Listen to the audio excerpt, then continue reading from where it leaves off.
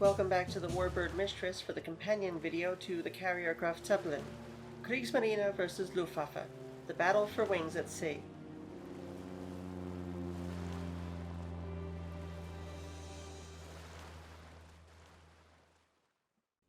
Now just before I get any farther, I do want to thank my YouTube and Facebook followers, but especially my Patreon patrons. If you enjoy what you see and want to see more of it, check out the link below for subscriptions as little as $3, and also check out the Warbird Mistress store, where magnets for 75 cents up to canvas prints of $45 and video sponsorship are available.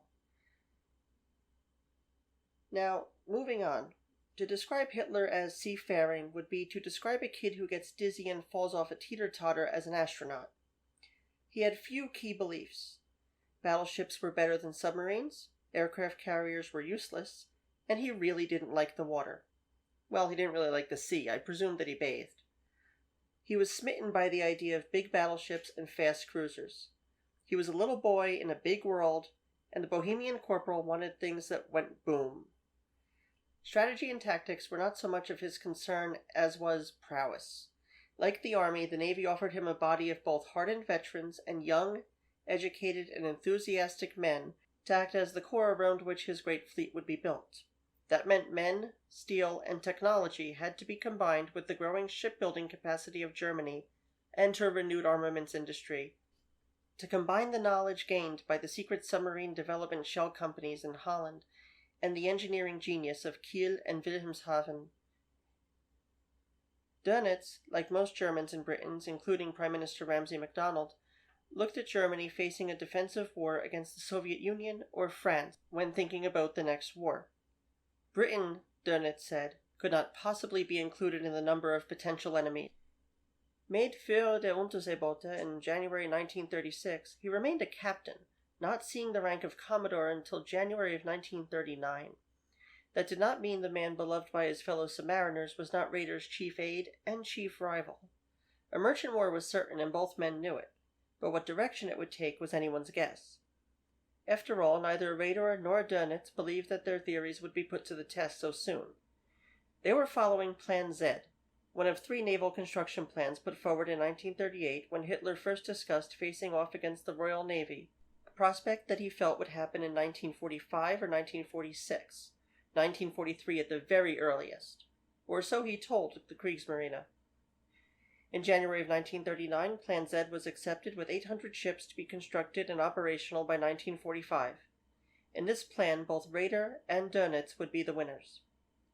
The battleship plan included the Tirpitz and Bismarck, and the Gneisenau and Scharnhorst.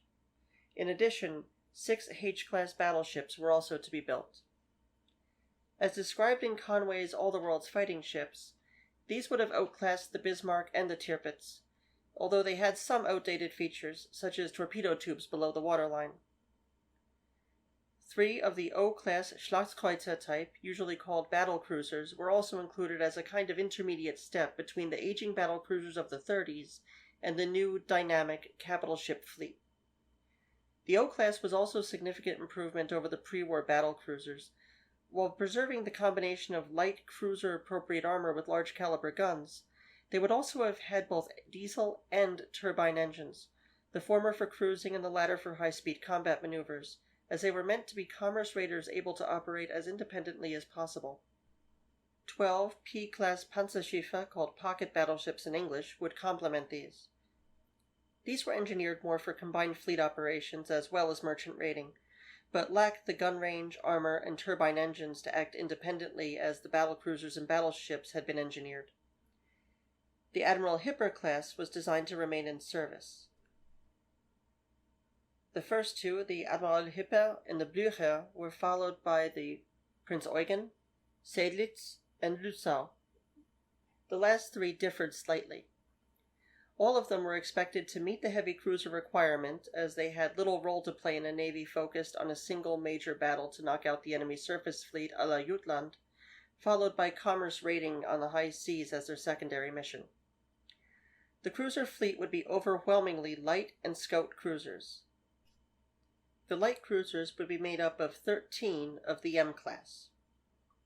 The M-class was an improvement over the previous classes of light cruisers Germany had, with both turbines and diesels, and could be used to provide a screen for capital ships and add anti-aircraft cover. The role of a fleet scout was to be provided by 22 ships of the Spähkreuzer 1938 class. Designed to be the eyes and ears of the fleet, they also lacked sufficient armor to be more than pickets for heavier vessels, and offer anti-aircraft support with 2 88mm flak guns and 16 lighter guns, split between 37mm and 20mm calibers. These light cruisers would be supplemented by 68 destroyers, in addition to the 37 of the 1934 and 1936 series which would be built, advanced 1936C, the 1940-41 class of scout cruiser destroyer, the 1944 type, and a single 1942 type would be made. The single Type 42, Z-51, was launched in 1944 and sunk in 1945. Note that in each class of destroyer, the anti-aircraft coverage was similar to those seen in light and even some heavy cruisers. The Kriegsmarine clearly knew that she would be facing Coastal Command, Bomber Command, and the Fleet Air Arm in the future. Now, in the end, this was a massive fleet, but it would also have been a bounce check. In order to operate for a single year in peacetime, the petroleum and other oil products necessary were 4 times the quantity of the entire annual oil production of all of Germany. Even if Germany could produce the steel necessary to build this ship and have enough sailors to sail it, there was simply no way to have the oil necessary for operations. Yet prior to 1939, war was thought to be most likely against France, a country with a slow, dated, and small capacity carrier, the Béarn, which was unlikely to be very effective. France also had minimal maritime aviation, such as the La Découverte 298, the Farman F-220, the Amiot 143, and the Laval-Nieuport LN-40. L'Aéro Naval was an awkward, somewhat dated force both on land and at sea, and posed little threat to a modern fleet. Likewise, war with the Soviet Union meant facing the Morskaya Aviatsia and all of its awkward mix of old and new, including the Tupolev TB-3, Ilyushin DB-3, the resulting IL-4, Tupolev SB, Polikarpov RZ, and the Kharkiv KAL-5, and 1920s vintage Heinkel HD-55s. Sparsely spread out between the Black Sea, Baltic Sea, Arctic, and Pacific, the Red Navy could have put up a stronger fight against a German fleet, but was not only undergoing transition in equipment, but in the throes of Stalin's purges and economic worries, she had little to offer in terms of an effective defense. Fast-moving German battlecruisers, destroyers, and light cruisers would have put up fierce resistance to an air fleet focused on low and slow torpedo bombing. War with either power would mean that the Kriegsmarine would face land bombers and whatever carrier forces France may have been able to field. Even had the Béarn broken out at sea, the limited range of carrier squadrons and her small size meant she would be more likely to be a target of the Kriegsmarine rather than a threat.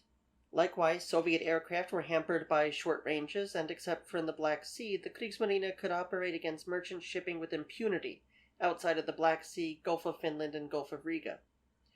As the Baltic countries were still leaning towards German rather than Soviet influence, Luftwaffe fighters could have found themselves stationed in these countries and well able to protect the fleet.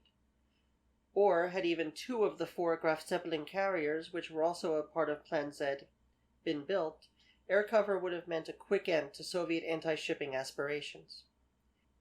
The French capital ships would prove to be the primary hazard to pre-Plan Z shipping, and by 1945 the French were sure to have built more battleships and heavy cruisers, albeit not to the extent Plan Z had called for, nor with the same striking capacity.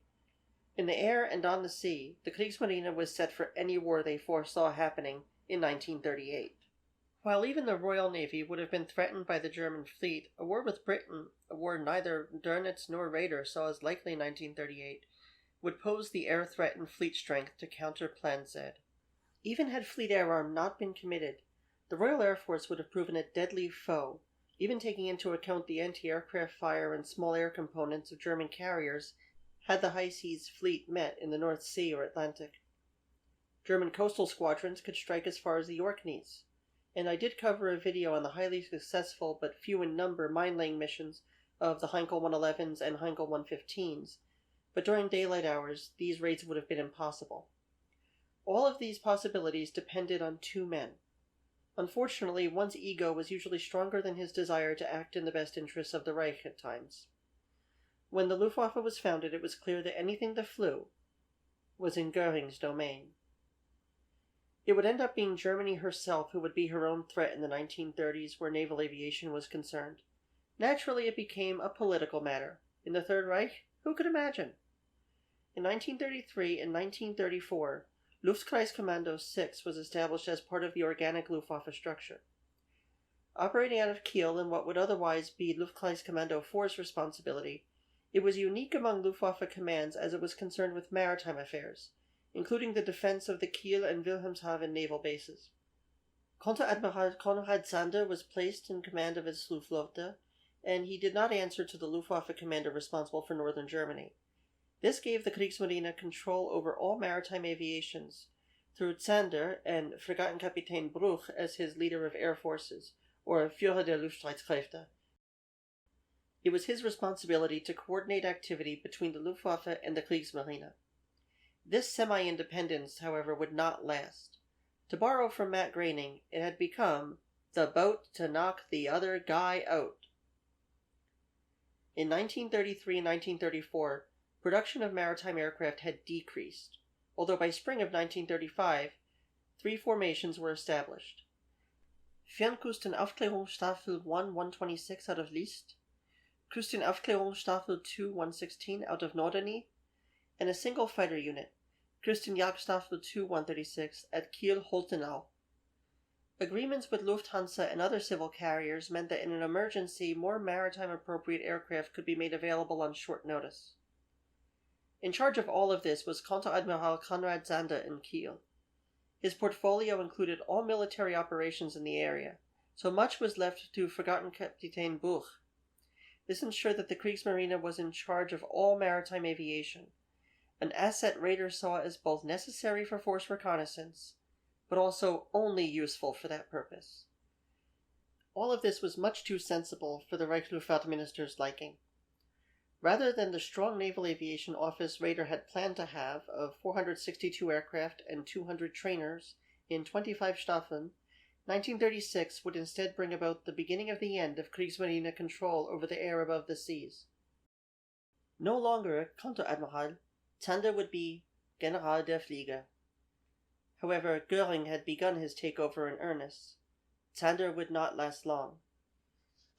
Likewise, on 1st December 1937, Konteradmiral Ludwig Schröder would also become Generalleutnant der Luftwaffe, lured by a position in aviation, favor from Göring, and the offices of Vice President of the Reichsluftschutzbundes, and, in May 1939, General der Flakartillerie. His political machinations would land him far from aviation, as he was the author of the regulations on Jews and Gypsies when he was the military commandant of Serbia. He would not be the only political animal to sell out the Kriegsmarine's hope of naval aviation.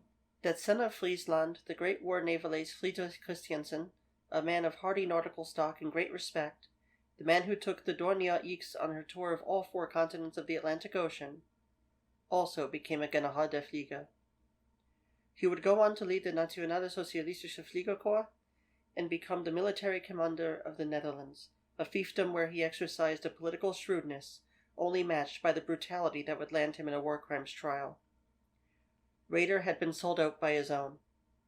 Göring's own personal Gleichschaltung would ruin both the potential these men had and the future of German maritime aviation. Göring had struck early against the Kriegsmarine, and he had struck hard. Well before the debate over carriers would ever come about, Göring had made it clear that his ego was stronger than Erich Raeder's.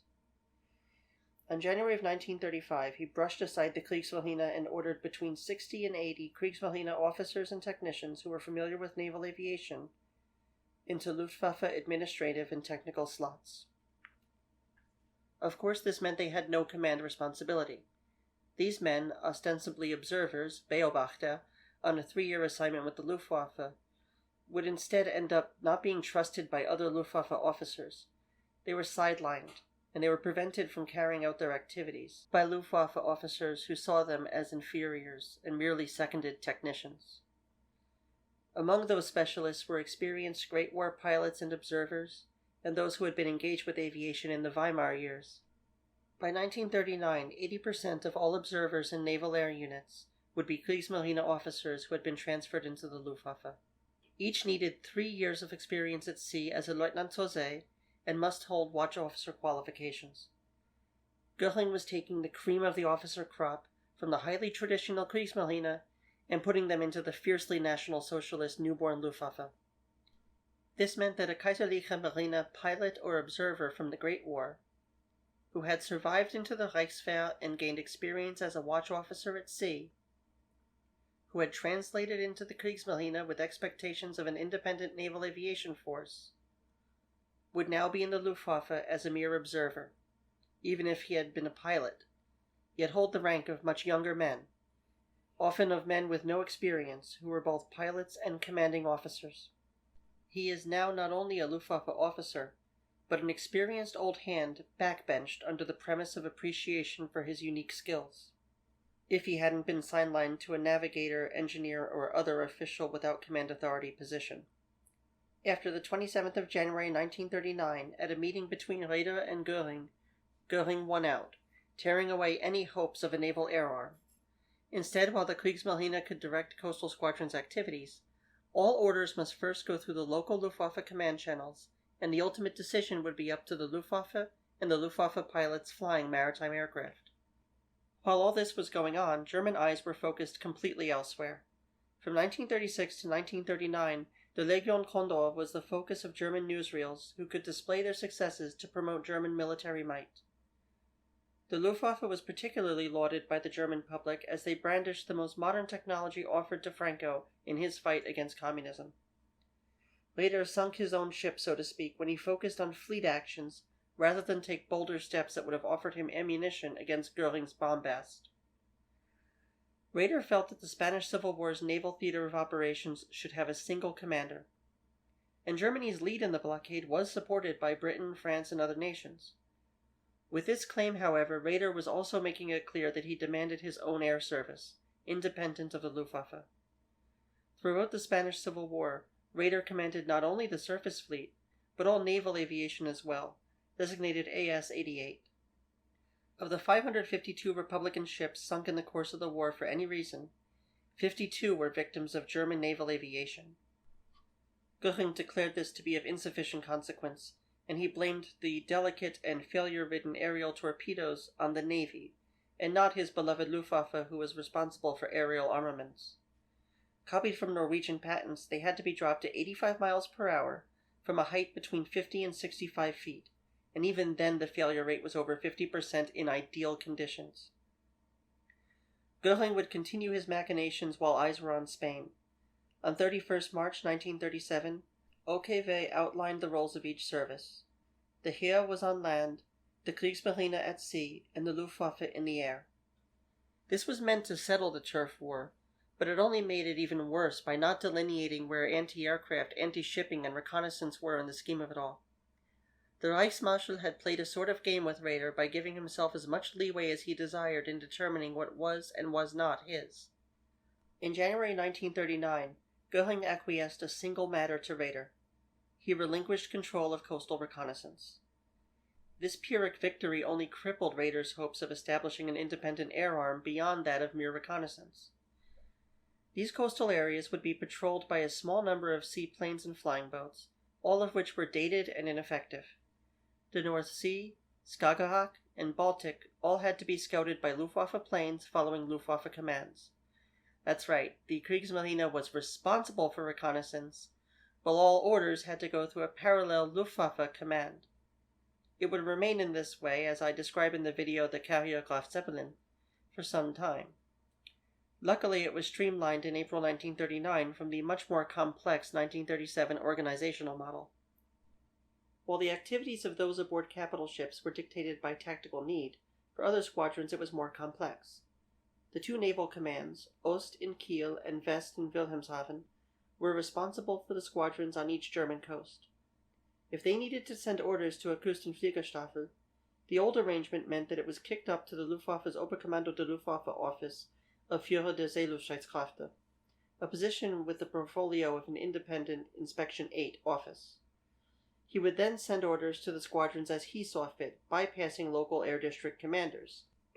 If there were ever conflicts, the Oberkommando der Luftwaffe was positioned superior to other armed forces commands, and the Admiralty would have no ability to intervene on the part of the Kriegsmarine.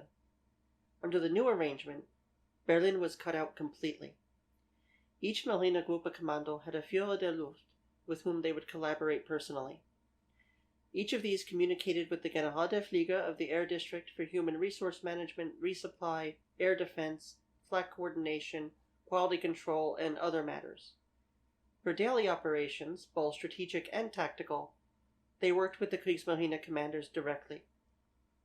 The squadrons would still take their orders from the Führer in Kiel or Wilhelmshaven, but these were according to the Kriegsmarine's needs and could be executed without the delay that was inherent in the previous system or without the Luftwaffe's veto capacity. Unfortunately, this created two circles of communication. One was between Berlin, Kiel, and Wilhelmshaven. Another was between the district commanders and the Oberkommando der Luftwaffe, and one each was at Kiel and Wilhelmshaven. The intermittent and perfunctory communication between the Luftwaffe commanders and the assigned Führer der Luft was a devastating quality of this pattern. Squadrons frequently ran shy of supplies, pilots, aircrew, and even aircraft. They were in essence exiled from the rest of the Luftwaffe by Göring's backhanded compliment of independence and responsibility in 1939. Raeder had the autonomy he demanded, and Göring had washed his hands like Pilate, passing over his maritime squadrons for which he had fought so hard, like so many red-headed stepchildren.